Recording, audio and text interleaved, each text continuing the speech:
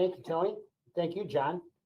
Samantha Shipman from the Daily DDT is next. I'm going to follow Samantha with a write-in from Conrad Cushman from Everything Pro Wrestling. Samantha. Hi, Tony. Thank you for the time today. Sticking with the conversation around Thunder Rosa and the match that was put together for Sunday, there's been a lot of criticism for the fact that Thunder Rosa was given time to talk about her injury in a video that fits on Twitter, while CM Punk got 8 minutes to talk about his injury.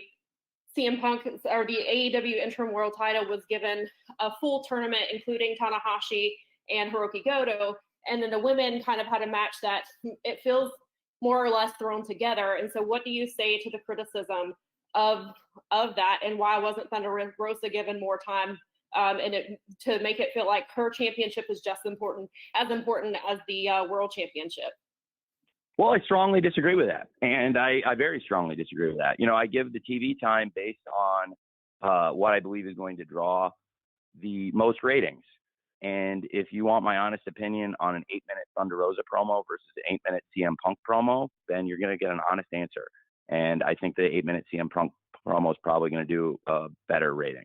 Now, as far as match length, I think Thunder Rosa's had some great matches as champion. And to come out and do a live 8-minute promo, I'm not sure that would have been good for the television show, to be honest with you. And especially given where we were at, that Thunder Rosa, I found out she was injured a few hours before a live television show. I don't really have time to put an 8-minute promo in when I had just a couple hours notice versus CM Punk. I knew days earlier that he was pretty badly hurt.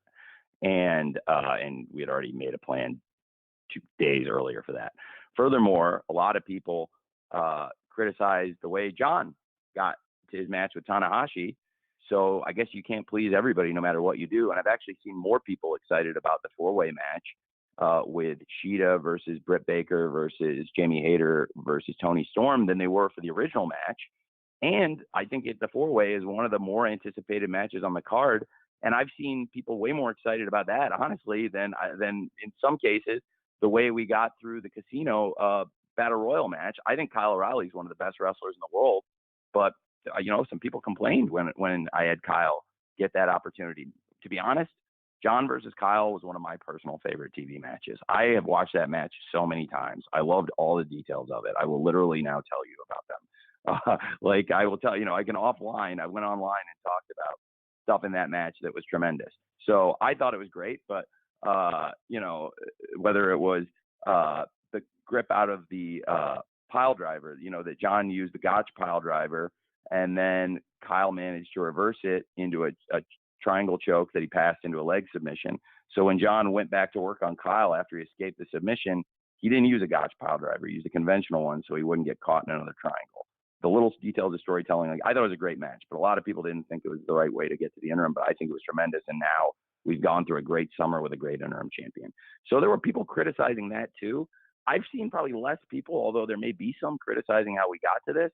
But, you can't necessarily please everybody. But I do think in this case, it's really been very positive, given the situation we're in, where you find out the champion is out a couple weeks before the pay-per-view and you have to scramble. So I actually had less time in the case of this to get the situation resolved than I did with John, where there were a few weeks before Forbidden Door to build it up.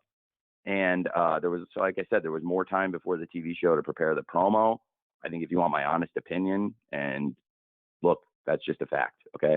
As far as what's going to draw a rating with somebody talking for 8 minutes.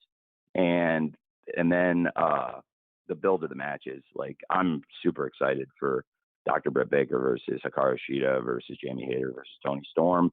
And I think a lot of people are probably more excited for that than they were for how we got to the first interim title. So, but you're definitely entitled to your opinion. Thank you.